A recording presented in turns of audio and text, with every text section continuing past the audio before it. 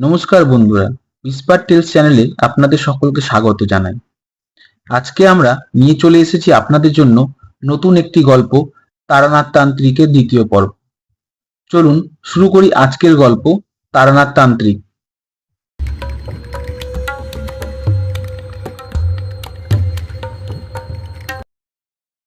বিকেলে তারানাথের বৈঠকখানার আড্ডা জমে উঠেছে।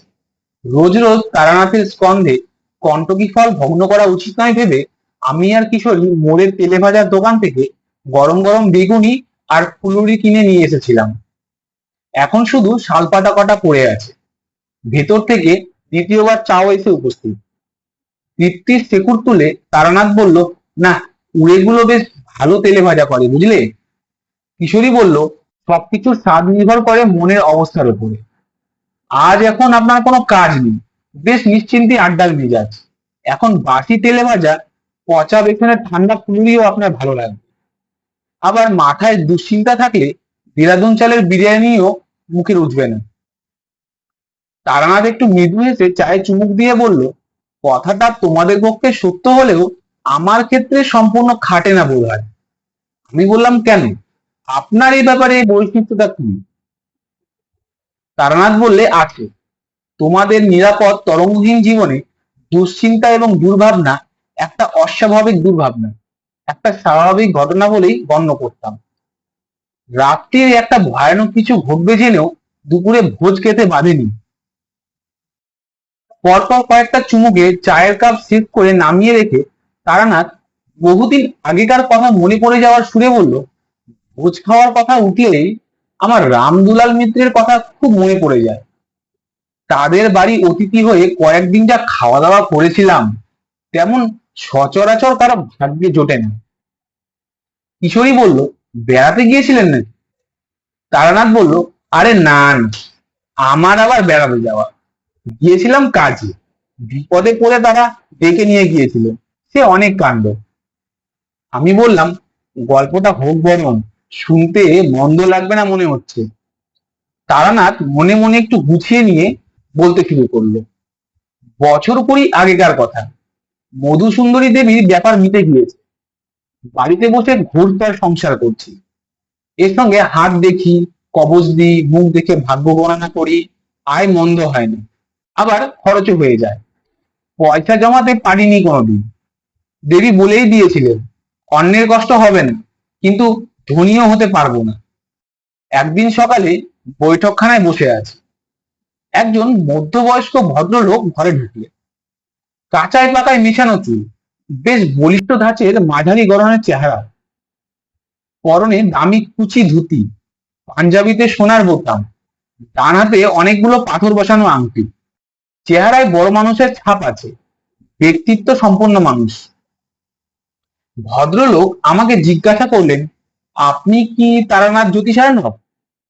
আমি বললাম, আজ্ঞে হ্যাঁ, কি দরকার বলুন। ভদ্রলোক এগিয়ে এসে পায়ে হাত দিয়ে প্রণাম করে বললেন, চেহারা দেখেই অবশ্য আন্দাজ করতে পেরেছিলাম। আমি বললাম, আহা থাক, হয়েছে, বসুন। কি চাই আপনার? ভদ্রলোক বসে বললেন, আমার নাম রামদুলাল মিত্র। কলকাতাতেই বড় বাজারের দিকে সামান্য ব্যবসাপাতি আছে। আপনাদের আশীর্বাদে মোটা ভাত কাপড় হয়ে যায়। সম্প্রতি একটা বিপদে পড়ে আপনার কাছে এসেছি, কিন্তু ঠাকুর মশাই, কি বিপদ তা আমি বলবো না। শুনেছি আপনি মানুষের মুখ দেখে তার ভূত ভবিষ্যৎ বলে দিতে পারেন। আপনি বলুন দেখিনি, আমার বিপদটা কি? কিছু মনে করবেন না, ঠিক লোকের কাছে এসেছি কিনা তা তো আমার জানা দরকার। ব্যবসাদার লোকের মতো কথা বলতে আমি মনে মনে একটু হাসলাম। এই লোক ঘরে ঢোকা মাত্র আমি বুঝতে পেরেছি কি বিপদে পড়ে ও এখানে এসেছে। তবে মিথ্যে ভেলকি দেখিয়ে লোককে চমকে দিতে আমার প্রবৃত্তি ছিল না বলে ওকে দিয়েই বলিয়ে নেবার চেষ্টায় ছিলাম। তা বাজিয়ে নিতে চাই যখন, তখন আমার আর বলতে আপত্তি কি? বললাম, বিপদ তো আপনার তিনটে দেখতে পাচ্ছি। প্রথমত, আপনার ব্যবসায় হঠাৎ একটা টাল খেয়েছে। কেমন কিনা? আগে হ্যাঁ, তারপর? আমি বললাম, এটার জন্য ভাবতে হবে না, এখানে বসেই বলে দিচ্ছি। আপনি নীল রঙের গণেশ গড়িয়ে পুজো করুন, আপনার ব্যবসার মোড় ফিরবে। রামদুলাল বললেন, আর আপনার বাস্তবিঘ্ন আছে দেখতে পাচ্ছি। বসত বাড়ি সংক্রান্ত কোনো গোলযোগে পড়েছেন কিংবা পড়বেন এমন একটু কিছু? রামদুলাল চোখ বড় বড় করে বললেন, ধন্য, শুনেছিলাম আর চোখে দেখলাম, কিন্তু 3 নম্বরটা কি? বললাম, বলবো, ওটা আপনি নিজেই মিটিয়ে নিতে পারবেন, আমার সাহায্য দরকার হবে না। কিছু টাকা এককালীন দিয়ে যাওয়া বন্ধ করুন। রামদুলাল একটু মাথা নিচু করে লজ্জিত মুখে বললেন, কি আর বলবো ঠাকুরমশাই, প্রবৃত্তি বড় বলবান, অপরাধ করে ফেলেছি, এখন প্রায়শ্চিত্ত তো করতেই হবে, পাপ ছাড়ে না বাপকে। বললাম, অনুতাপ যখন হয়েছে তখন পাপ আর নেই, ঘরে মা লক্ষ্মী আছেন তো? আগে তা আছে। আমি বললাম, তাকে নিয়েই সুখী হতে হবে, মনে মনে তার কাছে ক্ষমা চেয়ে নেবেন। রামদুলাল বলল, আগে যা বলছেন করব, এখন আমার এই বিপদ থেকে উদ্ধার পাবার পথ বলে দিন।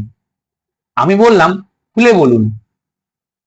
রামদুলাল বললেন, ছোটবেলায় বড় কষ্টে মানুষ হয়েছি ঠাকুরমশাই। বাপ মা অল্প বয়সে মারা গিয়েছিলেন। কুলিগিরি করে মাথায় মোট বয়ে একটা একটা করে পয়সা জমিয়ে ব্যবসা শুরু করি।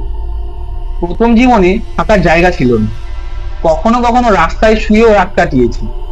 আজও আমার কলকাতাতে কোনো বাড়ি নেই। বড় একখানা বাড়ি আস্ত নিয়ে থাকি বটে, কিন্তু সেটা ভাড়া বাড়ি। বাড়ি কিনতে পারতাম, কিন্তু সত্যি বলতে কি, কলকাতায় বাড়ি করতে ইচ্ছে যায় না।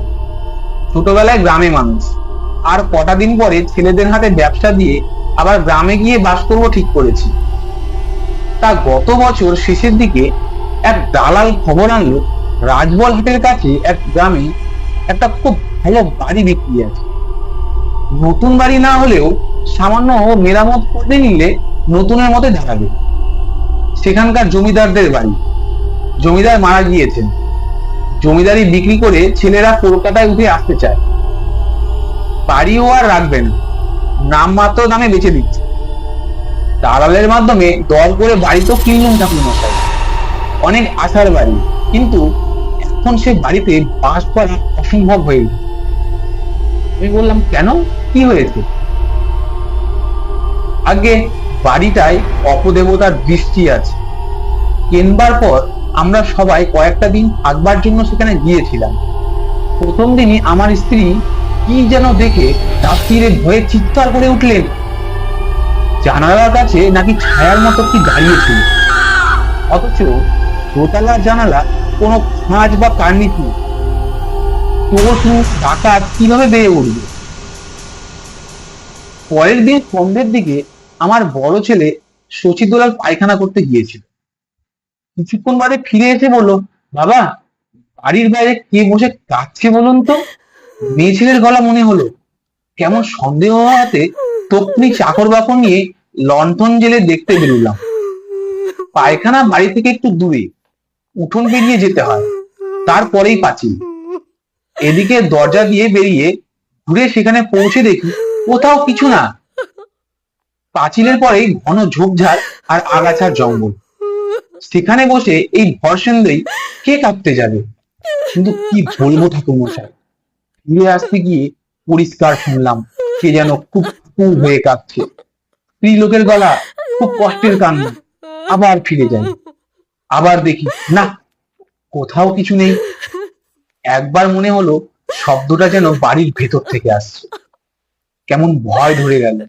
এসব কি কাণ্ড, এমন হওয়া তো ভালো কথা নয়। পরের দিন গিন্নিকে কলকাতায় ফেরত পাঠালাম মেজো ছেলের সঙ্গে। আমি আর সচি আরো 2 দিন থেকে গেলাম। প্রত্যেকদিন সন্ধ্যেবেলা সেই কান্নার আওয়াজ শুদ্ধ শুনেছি। আর কি বলবো, বাড়িটার মধ্যে যতক্ষণ থাকি মন যেন কেমন বিষণ্ণ হয়ে ওঠে। বুকে যেন একটা পাহাড়ের মতো চাপ টের পাই। বাড়িটা ভালো নয় ঠাকুর মশাই, কিন্তু এক গাদা টাকা খরচ করে কেনা বাড়ি, যাওয়া বন্ধ করলে তো পোড়ো হয়ে যাবে। অনেক শখ করে কেনা, এর কিছু উপায় হয়? আমি একটু ভেবে বললাম, আমাকে একবার নিয়ে যেতে পারেন সেখানে? রামদুলাল তৎক্ষণাৎ বলে উঠলো, আগে হ্যাঁ, তা পারি বই কি। আর সত্যি বলতে কি আমি জানতাম আপনি যেতে চাইবেন। আমার মনে হয়েছিল আপনি ভাববেন না কিছু। আপনার যাতায়াত, খাওয়া দাওয়া এবং গরিবের সাধ্য মতো দক্ষিণা আমি আপনাকে দেব। কবে যাবেন বলুন? আমি বললাম, আপনার কবে সুবিধা হয়? রামদুলাল বলল, পরশু সকালে তৈরি হয়ে থাকবে, আমি এসে নিয়ে যাব। রাজবলহাট থেকে মাইল তিনেক দূরে মতিপুর গ্রাম।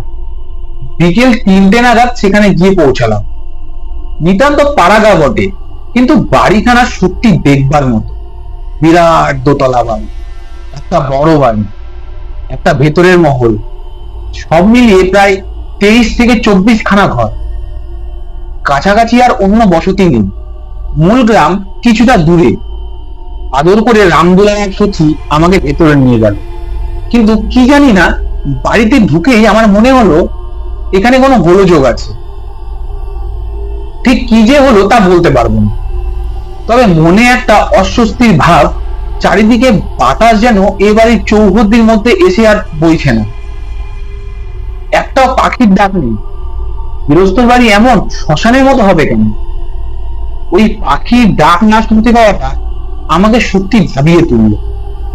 আমি দেখেছি মানুষের চেয়ে নিম্ন স্তরের প্রাণীরা অশুভ প্রভাব সম্বন্ধে বেশি অনুভূতি প্রবণ হয়। ভূমিকম্প হবার আগে পোষা পাখি খাঁচার মধ্যে ছটফট করে জানো। ওটের ওপর সেখানে পৌঁছে বুঝতে পারলাম রামদুলাল বাজে কথা বলেনি। যাই হোক, চাকর তক্ষুনি হাত পা ধোবার জল এনে দিল। জামা কাপড় বদলে আমি, রামদুলাল আর সচি বৈঠকখানায় এসে বসলাম। কলকাতা থেকে চাঙারি করে এক গাদা খাবার এনেছিল রামদুলাল। এবার চাকর সেগুলো আমাদের পরিবেশন করে দিল।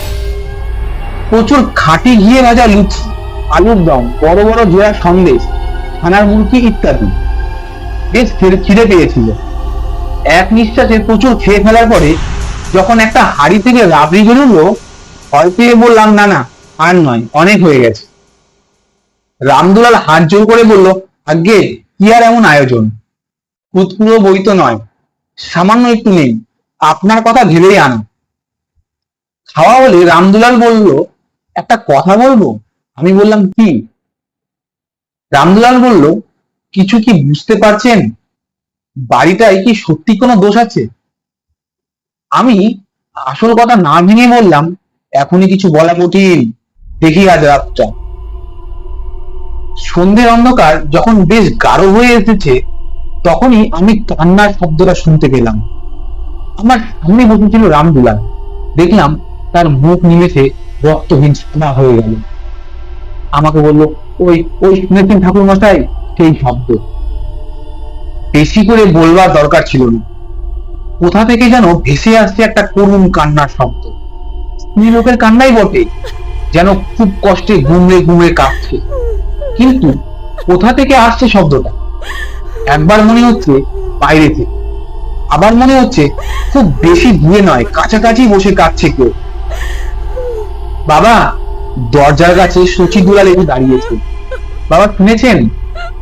রামদুলাল কাপা গলায় বলল, শুনেছি, তুই ভেতরে চলে আয়। আমি বললাম, ভয় পেও না, দাঁড়াও, আমাকে একটা লণ্ঠন দাও তো। চাকরটাও ভয় পেয়ে চলে এসেছে। তার হাতে একটা হ্যারিকেন। সেটা নিয়ে ঘর থেকে বেরুতে বললাম, তোমরা এখানেই থাকো, ঘর থেকে বেরিয়েও না, আমি একটু দেখে আসি। কিন্তু দেখবোটা কি?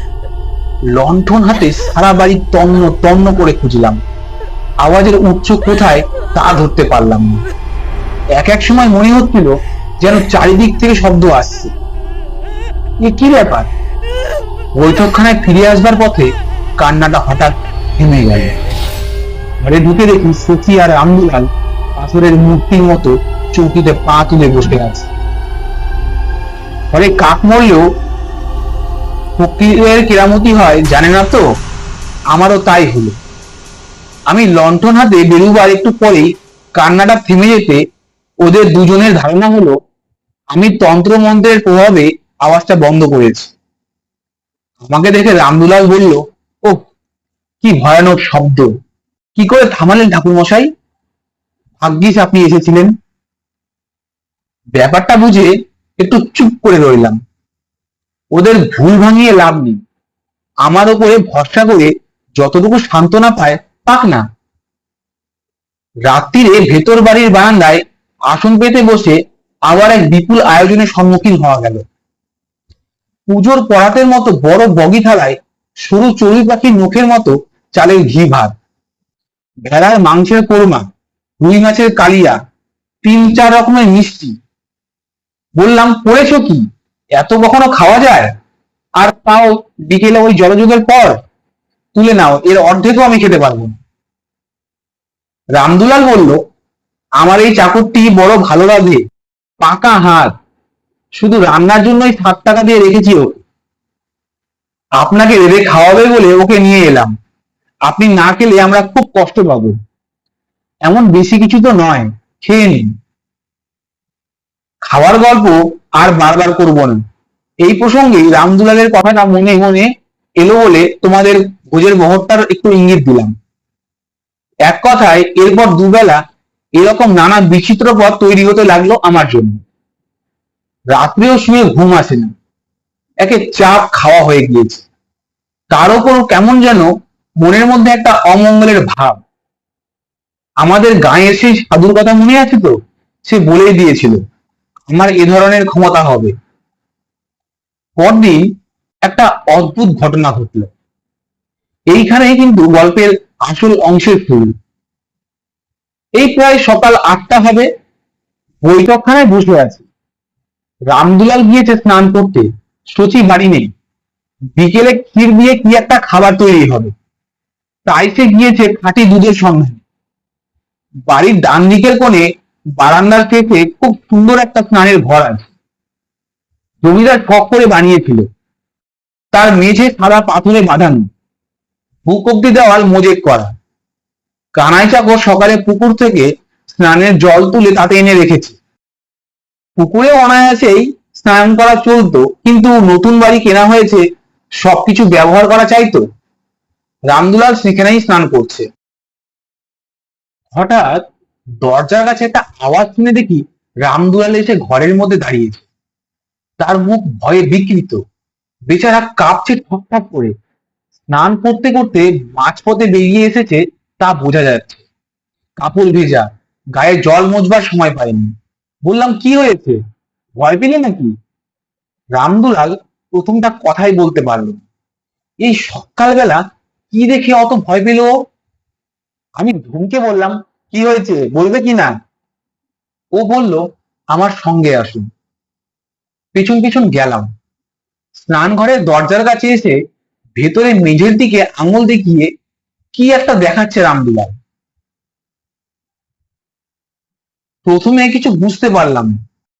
সাদা পাথরে বাঁধানো সুন্দর পরিষ্কার মেঝে কি দেখাচ্ছে রামদুলাল।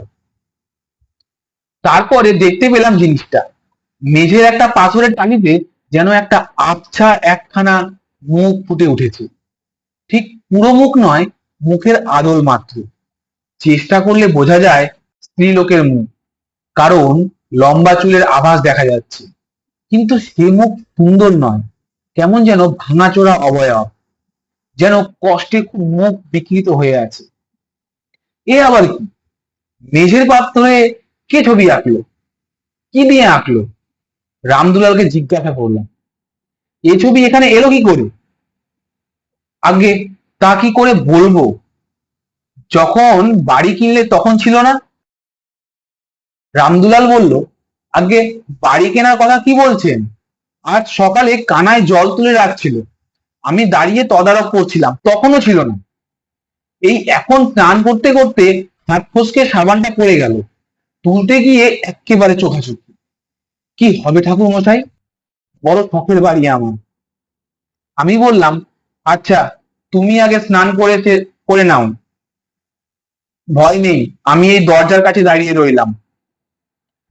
ভয়ে ছিটকিনি না দিয়ে কোনো মতে দরজা ভেজিয়ে বাকি স্নানটুকু সেরে বেরোলে রামদুলাল। মানুষ ভয় পেলে কিরকম হয়ে যায় তা আজ দেখলাম।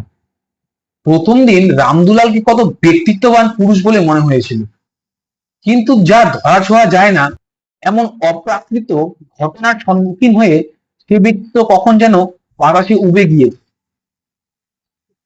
বৈঠকখানায় বসে রামদুলাল বলল, এসেই ব্যবসার অবস্থা খারাপ যাচ্ছে। বাজারে অনেক দেনা। এক বেটা মারোয়ারিকে প্রায় 70,000 টাকার মাল সাপ্লাই করেছিলাম, তার দরুন বিল সে কিছুতেই দিচ্ছে না, কেবল আজ কাল বলে ঘোরাচ্ছে। মারোয়ারির সঙ্গে কি আমার আর পারি? আমারই ভুল হয়েছিল ওখানে মাল দেওয়া। কি করব, লোভে পড়ে গেলাম। এখন যদি বিল না আদায় হয় তাহলে তো আমার ব্যবসা ডুবে যাবে। নালিশ করে টাকা আদায় করতে করতে তো আর আমার ব্যবসা থাকবে না। এদিকে এই চিন্তা, এত টাকা দিয়ে বাড়ি যদিও বা কিনলাম, এখন তাতে বাস করতে পারছি না। আমাকে তো আত্মহত্যা করতে হবে ঠাকুর মশাই। আমি বললাম, আরে দাঁড়াও, এত ব্যস্ত হলে চলবে কেন? ব্যবসায় লাভ ক্ষতি জোয়ার ভাটা তো আছে, ভেঙে পড়ার কিছু নেই। আর এ বাড়ির কথা বলি, আমার মনে হয় তোমাদের ভয়ের কিছু নেই। রামদুলাল বলল, ভয়ের কিছু নেই? আমি বললাম, মনে হয় না। ভেবে দেখো, যে আর যে আত্মাই এমন করুক না কেন, তার যদি তোমাদের ক্ষতি করবার ইচ্ছে থাকতো তাহলে সে তো অনায়াসেই করতে পারে। এতদিন চুপ করে আছে কেন? রামদুলাল বলল, তাহলে ওই কান্নার শব্দ। আমি বললাম, হয়তো সেটা আমাদের মনোযোগ আকর্ষণ করবার জন্য। সে হয়তো আমাদের কিছু বলতে চায়। রামদুলাল বলল, তাহলে আমি এখন কি করব? আমি বললাম, তুমি কিছুই করবে না। আমি আরো কয়েকদিন থাকবো, দেখি কি হয়। যা করবার আমি করব। শচীদুলাল এসে স্নানঘরের মেঝেতে ছবিটা দেখলো, তবে সে বাপের চেয়েও সাহসী। ভয় পেলেও মুখে কিছু বলল না। রাত্রিরে আমি সাবধানের মার নেই বলে বড় এক ঘটি জল নিয়ে বাড়ির চারিদিকে ছিটিয়ে সাধুর দেওয়া সেই মন্ত্রে গন্ডি দিয়ে রাখলাম। সেদিন রাত্রিটা কারোরই ভালো ঘুম হলো না। পরদিন সকালে উঠে আমি আর রামদুলাল গিয়ে দেখি স্নানঘরের মেঝেতে ছবিটা যেন আরো স্পষ্ট হয়ে উঠেছে। এদিক ওদিক দুদিক একটা রেখা যেন বেড়ে গিয়েছে। এখন বেশ স্পষ্ট বোঝা যাচ্ছে মুখখানা। সমস্ত মুখে একটা যন্ত্রণার চিহ্ন আঁকা। মুখ, নাক, চোখ যেখানে যা থাকবার কথা ঠিক সেখানে যেন নেই। সমস্ত ছবিটা যেন কে টুকরো করে ভেঙে সামান্য অদল বদল করে বসিয়ে দিয়েছে। ফলে একটা অমানসিক কষ্টের চিত্র ফুটে উঠেছে। আমি এগিয়ে ভেতরে গিয়ে পা দিয়ে ঘষে ছবিটা মুছে ফেলবার চেষ্টা করলাম, কিচ্ছু মাত্র উঠল না। অথচ সাদা পাথরের কালো রঙের কিছু দিয়ে আঁকা জিনিসটা তবে উঠছে না কেন? মনে হচ্ছে ছবিটা যেন পাথরের ভিতরে রয়েছে, বাইরে থেকে ঘষে তোলা যাবে না। এরপর থেকে প্রত্যেক দিন ছবিটা একটু একটু করে স্পষ্ট হয়ে উঠতে লাগলো। এখন বেশ বোঝা যায় একজন অল্প বয়সী মেয়ের ছবি, বেশ মিষ্টি দেখতে, কিন্তু কে যেন তাকে খুব অত্যাচার করেছে। ব্যথায় কষ্টে তার মুখ বিভৎস হয়ে আছে। সত্যি রামদুলালের আর দোষ কি? আমারই গা ছমছম করতো সেদিকে তাকালে। বেশ গরম পড়েছে। একদিন সন্ধ্যেবেলা আর সহ্য করতে না পেরে রামদুলালকে ডেকে বললাম, ওহে, তোমার কানাইকে বলো তো একটু পানের জল দিতে, বড় গরম আজ স্নান করে ফেলি। আগে জল তোলাই আছে, আপনি চলে যান। ঠান্ডা জল আরাম করে গায়ে ঢালছে। পায়ের কাছে মেঝেতে সেই ছবিটা। এই 3-4 দিনে ছবিটা আমাদের অনেকখানি গা সওয়া হয়ে গিয়েছে। না তাকিয়ে স্নান করে চলেছি। হঠাৎ আমার গা শিউরে উঠল সেই কান্নার শব্দ। এবার খুব কাছে, যেন এখানেই, এই ঘরেই কেউ কাঁদছে। স্নান ঘরে আমি একা, অন্ধকার ঘনিয়ে এসেছে। পায়ের কাছে পাথরে সেই মূর্তি, আর বাতাসে করুণ আওয়াজ। ঘুমড়ে ঘুমড়ে কে যেন কাঁদছে কোথায়। তরুণী মেয়ের গলা। বাইরে দরজায় ধাক্কা দিচ্ছে রামদুলাল। ঠাকুর মশাই, ঠিক আছেন তো? আমি বললাম, ঠিক আছি, ভয় নেই, যাও ঘরে গিয়ে বসো, আমি আসছি। আওয়াজটা এই ঘরেই হচ্ছে বটে, যেন আমার পায়ের তলা থেকে আসছে। আমার মাথায় তখন একটা বুদ্ধি এসেছে, কি করতে হবে ভেবে ফেলেছি। আমি স্নান সেরে বেরোবার আগেই কান্নার আওয়াজ থেমে গেল। ঘরে এসে রামদুলালকে বললাম, আচ্ছা, যখন এই বাড়ি কেনো তখন মালিকরা তোমাকে এ ব্যাপারে কিছু বলেনি? বাড়িতে এরকম কান্না শব্দ শোনা যায় বা কিছু? রামদুলাল বলল, না, তা বললে কি আর আমি বাড়ি কিনতাম? আমি ভাবলাম তা বটে। আচ্ছা, তোমার বিশ্বাসী চাকর কজন আছে কলকাতার বাড়িতে? রামদুলাল ভেবে বলল, জনা দুই হবে। আমি বললাম, তারা গোপন খবর চেপে রাখতে পারবে? রামদুলাল বলল, তা পারবে। প্রাণ গেলেও তারা আমাকে বিপদে ফেলবে না। আর কানাই? কানাইও বিশ্বাসী, বলল রামদুলাল। আমি বললাম, কাল প্রতীকে কলকাতায় পাঠিয়ে সেই চাকর দুজনকে এখানে আনাও, কাজ আছে। এরপরের ঘটনা সংক্ষিপ্ত। পরের দিন সচিব গিয়ে বাড়ি থেকে দুজন বলিষ্ঠ চাকরকে নিয়ে এলো। তাদের নিয়ে স্নান ঘরে গেলাম। রামদুলাল চুপ করে থাকতে জানে, এতক্ষণ কিছু জিজ্ঞাসা করেনি। এবার বলল, কি হবে ঠাকুর মশাই? আমি বললাম, এখনই দেখতে পাবে। এ বাড়িতে শাবল আর কোদাল আছে তো? রামদুলাল বলল, তা আছে। আমি বললাম, আনতে বলো। 3-4 জন চাকর শাবলের চার দিয়ে মেঝের কয়েকখানা পাথরের টালি তুলে ফেলতে তলার সুরকি আর মাটির শোলিং বেরিয়ে পড়লো। বললাম, মাটি খোঁড়ো। হাত চারেক মাটি খোঁড়া হতে একজন চাকর হঠাৎ অস্ফুট এক আর্তনাদ করে হাতের কোদাল ফেলে দিয়ে কাঁপতে লাগলো। রামদুলাল গর্তের মধ্যে উঁকি দিয়ে ভীত গলায় বলল, ঠাকুর মশাই, এ কি ব্যাপার? আমি বললাম, কঙ্কাল তো। কোথা থেকে এলো? পরে বলছি, আগে ওটা তুলতে বলো। আজ তো তোলা গেল না। তুলতে যেতেই হাড়গুলো খসে আলাদা হয়ে যেতে লাগলো। কিছুক্ষণ বাদে মেঝেতে ছোট একটা হাড়ের স্তূপ হয়ে গেল। এতক্ষণ বাদে কিশোরী বলল, তারপর? তারপর আর কি? সেই হাড় বস্তায় করে এনে গঙ্গায় ফেলে দেওয়ার পরও ও বাড়িতে আর কোনোদিন কান্নার আওয়াজ শোনা যায়নি। রামদুলাল আমাকে জিজ্ঞাসা করেছিল, কার কঙ্কাল ঠাকুর মশাই? আমি বললাম, এতদিন পরে তার বলা সম্ভব না। এদেরই পূর্বপুরুষদের মধ্যে কারো কাণ্ড হবে আর কি। সেকালে জমিদাররা কিরকম অত্যাচারী হতো জানোই তো। কাকে মেরে পুঁতে ফেলেছিল বলা কঠিন। বাড়ির বউ হতে পারে, আবার গাঁয়ের মেয়েও হতে পারে। যেই হোক, তার আত্মার শব্দটির জন্য কেঁদে আমাদের দৃষ্টি আকর্ষণ করার চেষ্টা করত। গঙ্গায় যাওয়ায় মুক্তি পেয়ে গেল। আর হ্যাঁ, এ বাড়ি যারা তোমাকে বিক্রি করেছিল তাদের ওপর রাগ করো না। তারা খুব সম্ভবত কিছুই জানে না।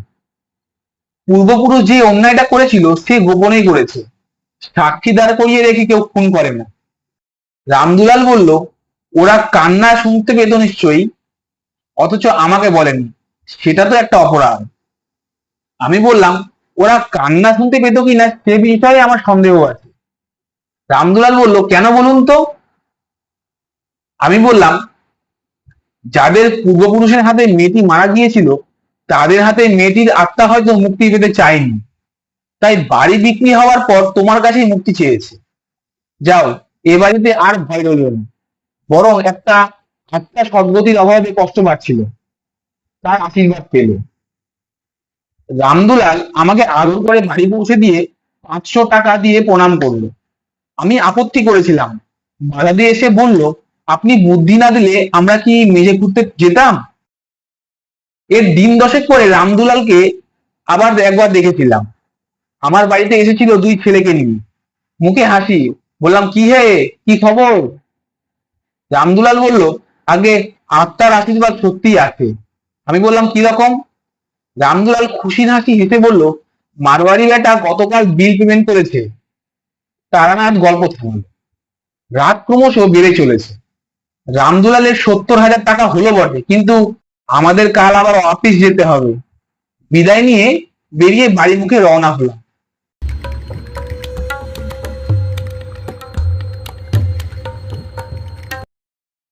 আমরা আজকের গল্প এখানেই শেষ করছি। যদি আপনাদের এই গল্পটি ভালো লেগে থাকে তাহলে অতি অবশ্যই লাইক, কমেন্ট, শেয়ার করবেন এবং সাবস্ক্রাইব করে আমাদের পাশে থাকবেন। ধন্যবাদ।